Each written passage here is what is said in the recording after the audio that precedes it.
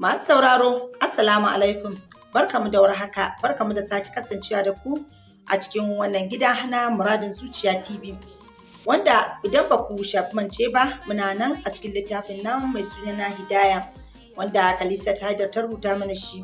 Ni Mama Hanifa da nake kokarin kawo muku, nake ƙara tunasar da ku da ku danna mana subscribe sannan ku taɓa ƙaraura domin ci gaba da samun duk wani labari da zarar mun ɗora. Ku mana comment, ku like, ku share. Hidaya kashi na 59. Shiru yana kallonta ta ce, yes, you have nothing to do with them and justice shall rebel. Buɗe ƙofar ward ɗin aka yi duk suka juya. Shiru mai shigo da sallama. Kallo ɗaya ya yi masu ya ɗauke kai. Ya ƙaraso ciki ya ajiye leda hannunsa ya kalli Khalid da ke kallonsa ya ce, how are you feeling now? Khalid ya ce, alhamdulillah na ji sauƙi. Shiru ya ce, Allah ya ƙara lafiya. Khalid ya amsa da amin. Thank you. Hidaya ta ɗan yi kalli Shirem ta ce, ina yini? Ya yi Shirem ba tare da ya kalle ta ba, ya ce lafiya ƙalau. Kallon Khalil ya ce, Allah ya sauke, zan koma. Later doctor zai yi discharging ɗinku. Khalil ya ce, to, na gode ƙwarai. Ƙofa Shirem ya nufa. Hidaya ta bisa da kallo har ya fita. Kallon Khalil da ke kallonta ta yi. Ta ɗan yi murmushi ta nufi ledan da Shirem ya kawo, ta ga gasasshen kaza ne, sai turiri yake. Ta kalli Khalil ta ce, in ɗiban maka? Khalil ya ce, a'a, na ci abinci yanzu.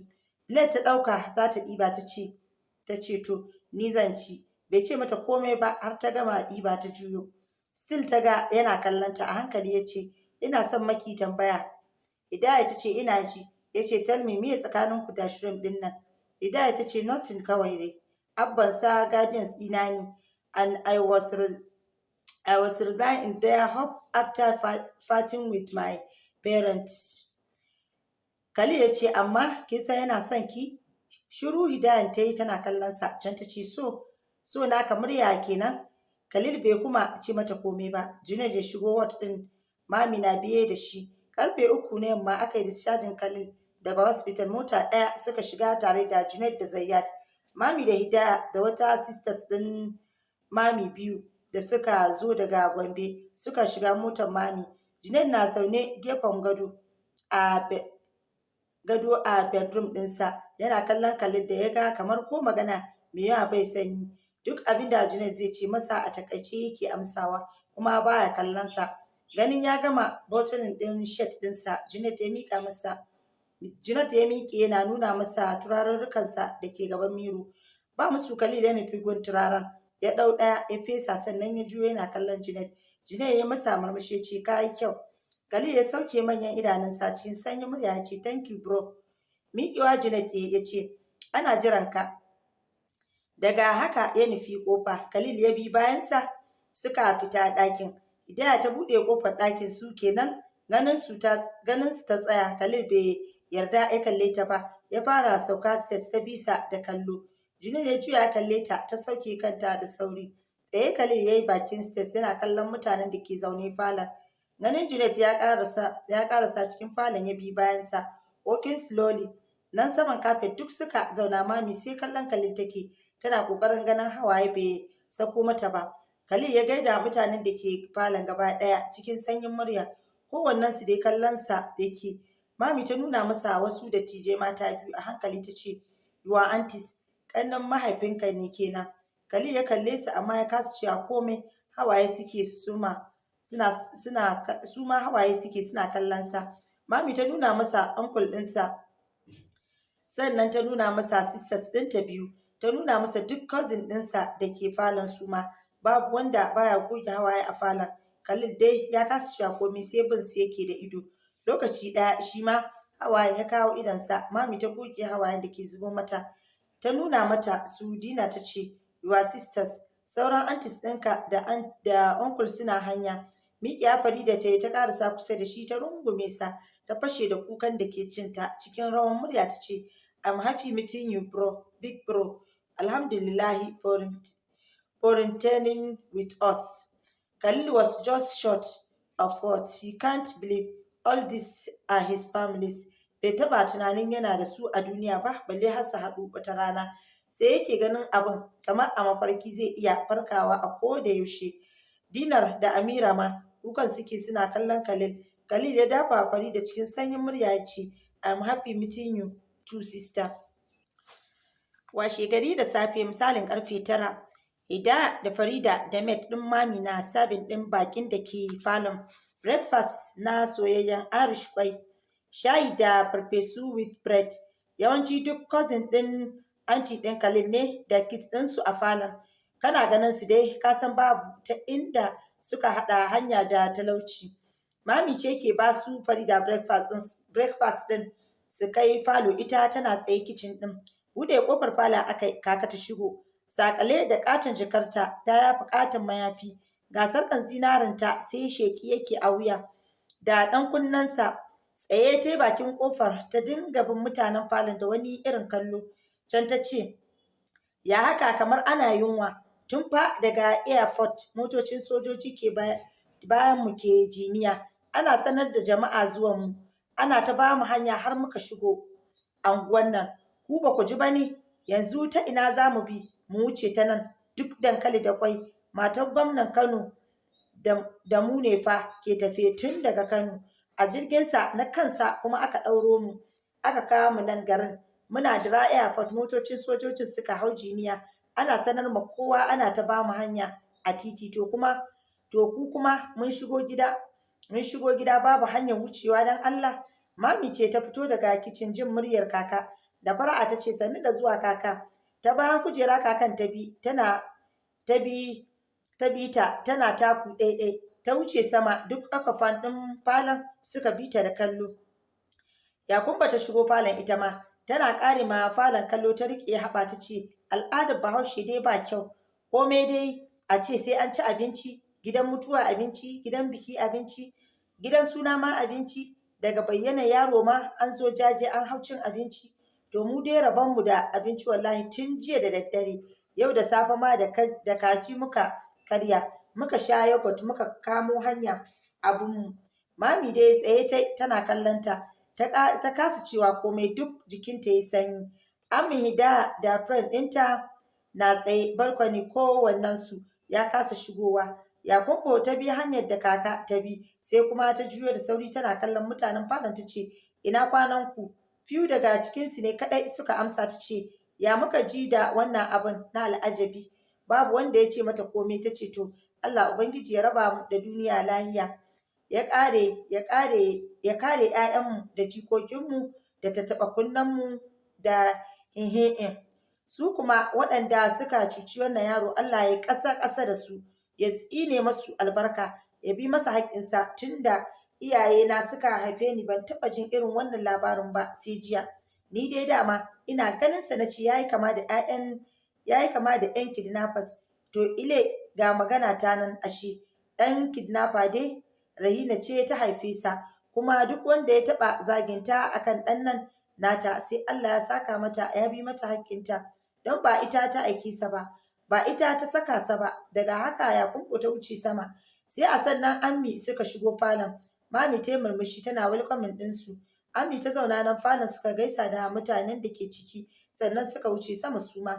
Hidaya da Farida ne suka kai musu breakfast sama suka yi musu sannu da zuwa. Yakumbo ta sa Farida ta haɗa mata shayi tana kallonta ta ce to ina shi ɗan uwan naki yake. Farida ta ce yana nan. Kaka ta ce to yanzu ya isilin dukiyoyin jama'a da ya kwamushe fa. Farida dai bata ce komai ba. Lokaci ɗaya jikinta ya sanyi. Hidaya ta haɗa rai kaka ta fara matsar kwalla ta ce haka kawai a raba ka da ɗanka tun yana ɗan yayi a tafi a ɗaura masa a muguwar harka. Anya mutanen nan za su waye lafiya da duniya kuwa.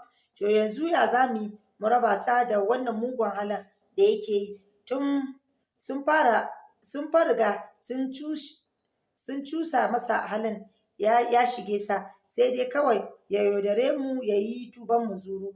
Wata ran yana iya komawa tunda ya ji daɗin riƙe maƙudan kuɗi. Mu ma kanmu ba wai tsira muka yi ba. Ga gwalagwalai na rataya a wuya da kunni. To ni dai ba ruwana. Ya zo mu gaisa in yi ta kaina. In wuce gidan Amadu. Tagumi Ammi bata iya ta ce komai ba. Hidaya ta miƙe ta fice daga ɗakin hawaye har ya kawo idonta. Miƙiya Farida ta bi bayanta ita ma. Ami ta ƙasa da murya ta ce haba kaka. Kaka ta juyo da sauri ta ce haba mi. Ban tsine ma shegun da suka sa shi a harkan bane zaki ce man haba. Me nawa daga faɗan gaskiya. Wallahi idan ba mu yi taka tsantsan ba sai ya iya yashe mu cikin dare. Yakuba ta ce to uwar me zai yi da gwalagwalanki na ƙarya. Shi dai ya saba kwamushe manyan motocin jama'a masu tsada da gidajensu. Me kuma gantalallun gwalagwalanki.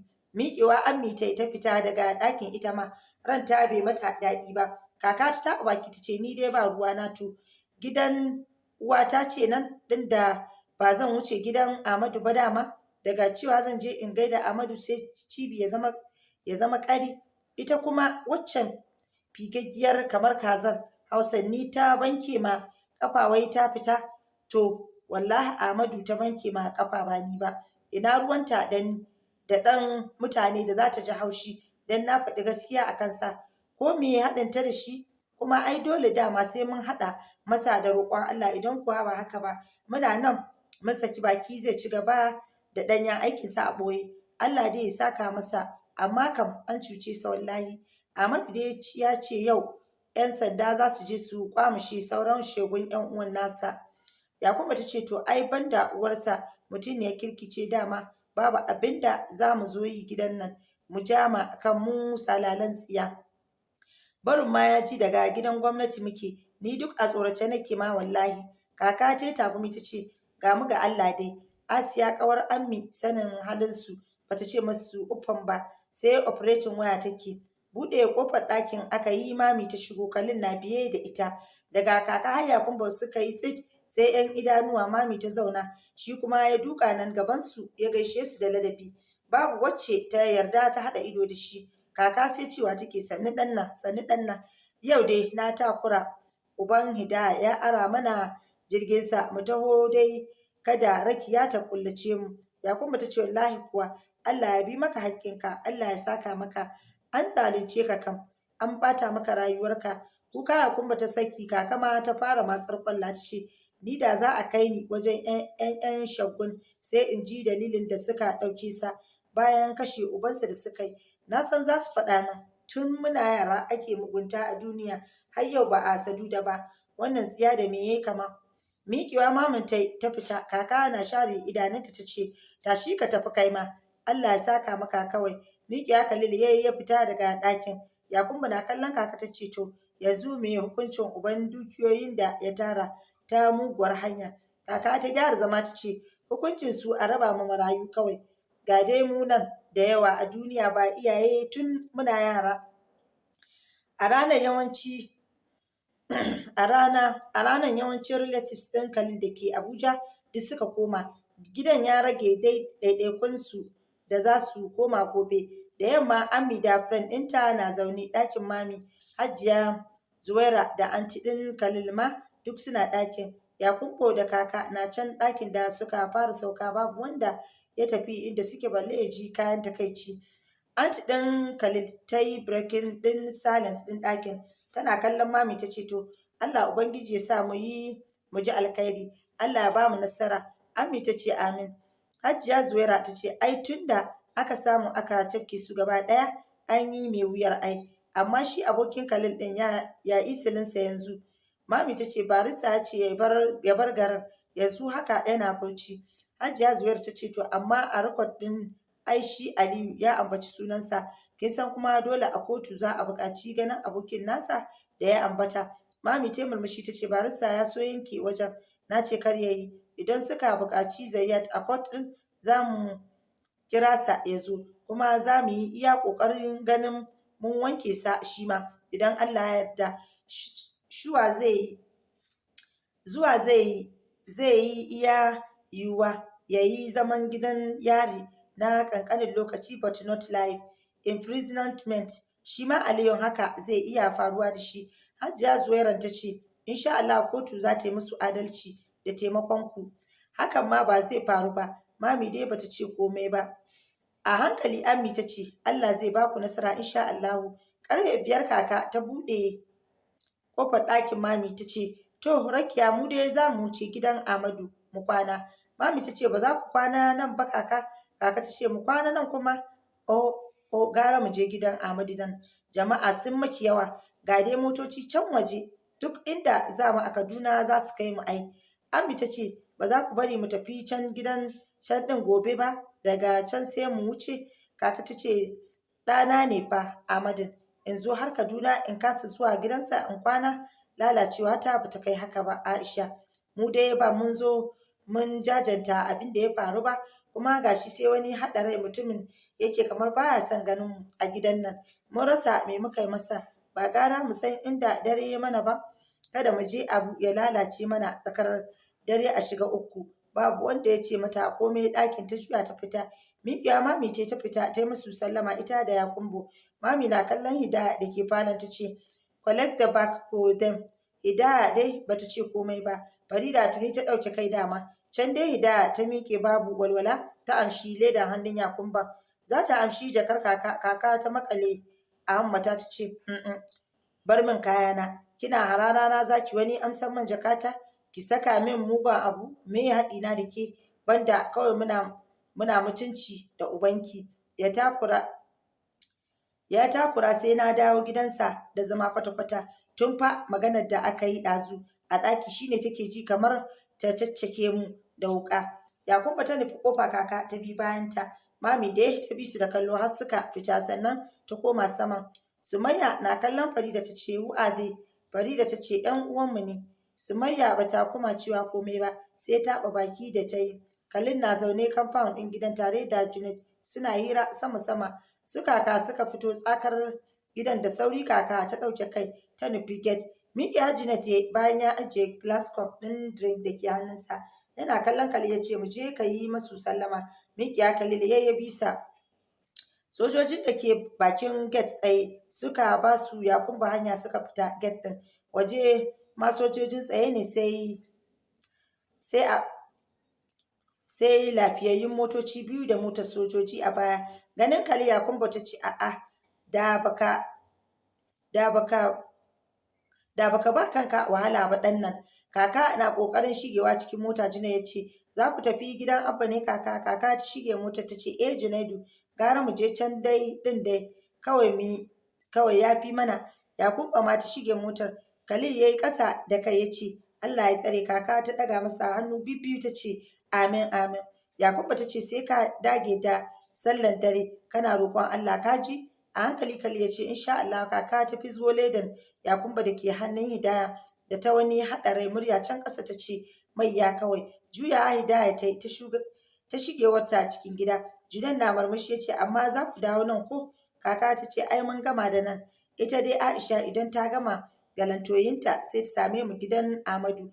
Ai gobe Amadun Kano ya ce mu koma mu dawo daga kaga ba za mu tsallake umarninsa ba ai. Junaid ya ce to shikenan sai mun zo. Kaka ta yi ƙasa da murya ta ce kai da wa? Junaid ya ce za mu zo tare da Khalil insha Allahu. Yakumba ta ce to ai da kyau haka amma fara yawo ba nasa bane yanzu. Killace sa za a dinga yi har tsoron Allah ya shige sa. Abinda ma Ahmadu ya ce zai zo nan tare da gwamna Kaduna su gaishe sa su jajanta masa. Ai ba sai ya je Kano ba. Mu ma za mu dawo idan Allah ya yarda. Kaka ce ai shine naga. Khalil dai kallon su kawai yake. Kaka ta ce gaskiya jini ba wasa bane. Sai da kuka tsaya a tare na ga mugun kamar da suke da Junaid har lotsawan kumatun Allah sarki.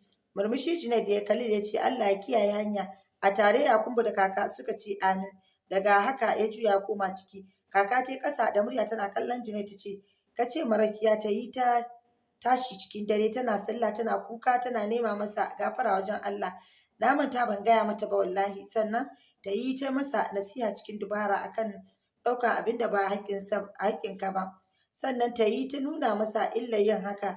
Ta dinga nuna masa kuɗi a nan duniya ake samun sa kuma a bar sa a mutu.